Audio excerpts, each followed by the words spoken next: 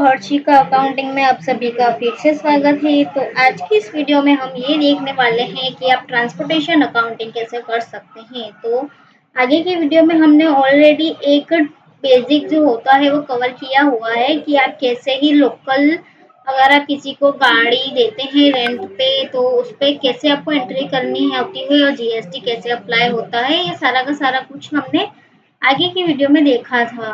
तो आज की इस वीडियो में हम ये देखेंगे कि अगर आप गाड़ी जो है वो रेंट पे आउट ऑफ स्टेट दे रहे हैं तो उसकी एंट्री कैसे होने वाली है। ओके, तो नमस्कार दोस्तों, हर्षिका अकाउंटिंग में आप सभी का फिर से स्वागत है। तो अगर आपने हमारी चैनल को सब्सक्राइब नहीं किया है तो सब्सक्राइब जरूर से कर ले और नोटिफिकेशन बेल को भी ऑन कर ले ताकि आने वाला वीडियो का नोटिफिकेशन आपको मिलता रहे। तो लिंक आपको डिस्क्रिप्शन में मिल जाएगा ट्रांसपोर्टेशन अकाउंटिंग का, वहाँ से आप प्लेलिस्ट चेकआउट कर सकते हैं। और ट्रांसपोर्टेशन अकाउंटिंग के अलावा हमने यहाँ पर काफ़ी सारे और टॉपिक कवर किए हुए हैं, जैसे कि medical store accounting, hotel accounting, budget 25 पे, garment showroom accounting, bike showroom accounting. तो ऑलमोस्ट हमने यहाँ पर सारे के सारे टॉपिक कवर किए हुए हैं।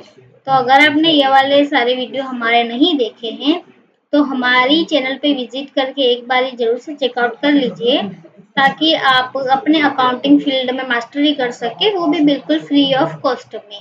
तो चलिए शुरू करते हैं।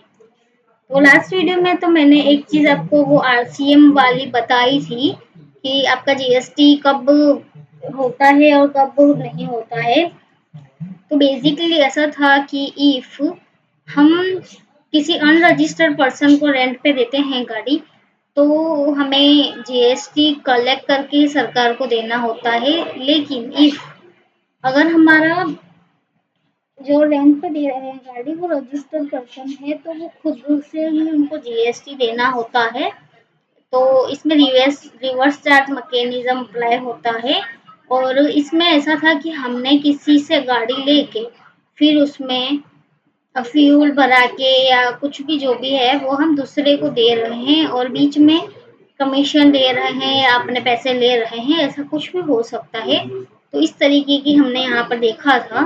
तो आप यहाँ पर प्रॉफिट एंड लॉस अकाउंट में देख सकते हैं कि डायरेक्ट एक्सपेंस में हमारा ये जो लॉरी फ्लाइट है उस पर हमने ये जो दो गाड़ी है वो हमने ली थी और फिर ये दोनों गाड़ी हमने यहाँ पर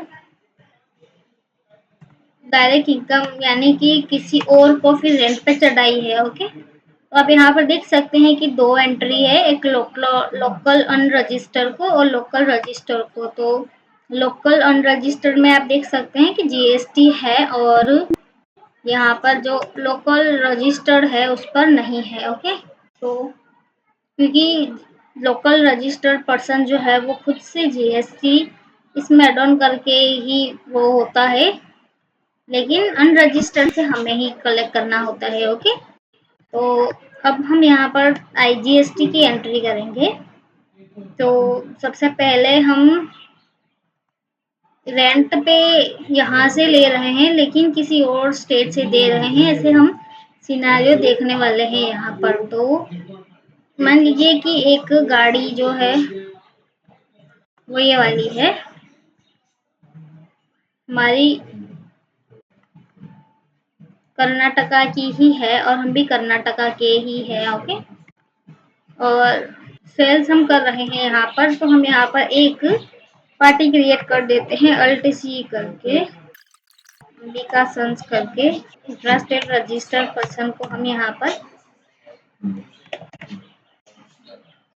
गाड़ी देने वाले हैं। ओके, तो मैंने यहाँ पर उनका सिलेक्ट कर दिया, गुजरात का है और सारी डिटेल्स देके आपको जीएसटी नंबर दे देना है और कंट्रोल ए करके सेव कर देना है। ओके, तो यहाँ पर आपको डिलीवरी फ्राइट देना है, यानी आप सेल्स कर रहे हैं यानी आप ट्रांसपोर्टेशन में दे रहे हैं, ये आपकी इनकम है। तो वो चीज़ हम यहाँ पर देख रहे हैं।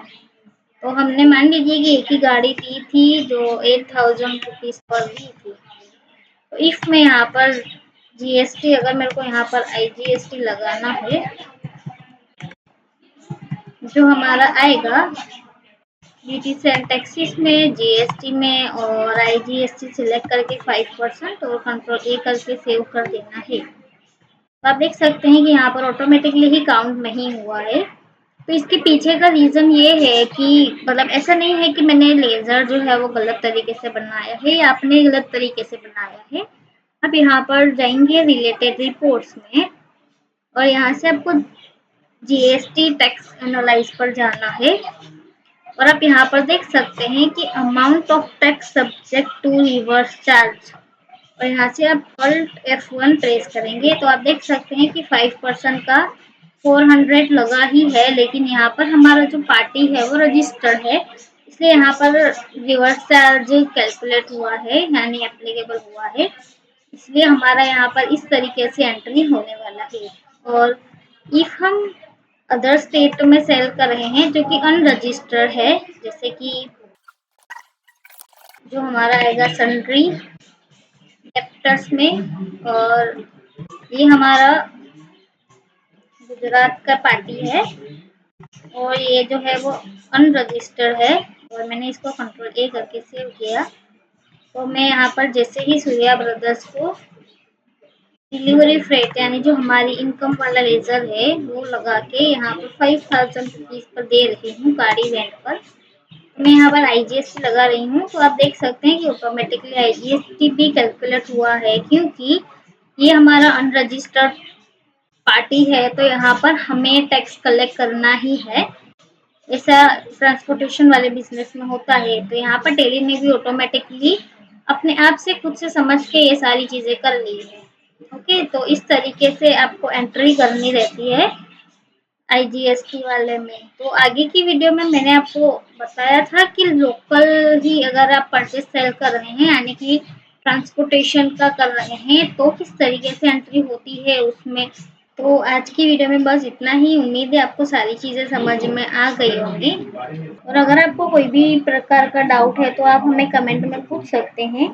और अगर आपको जीएसटी का रजिस्ट्रेशन लाइव सीखना है तो आप हमें कमेंट में जीएसटी का रजिस्ट्रेशन लिखें या तो जीएसटी लाइव लिखिए। तो जितने ज़्यादा हमें कमेंट मिलेंगे उतना ही जल्दी हम आपको जीएसटी का रजिस्ट्रेशन लाइव सिखाने वाले हैं। तो वीडियो को पूरा देखने के लिए धन्यवाद और ऐसे ही हमारे चैनल को सब्सक्राइब करके और वीडियो को लाइक करके कमेंट करें ताकि हमको मोटिवेशन मिलता है कि हम ऐसे ही वीडियो बनाते रहें।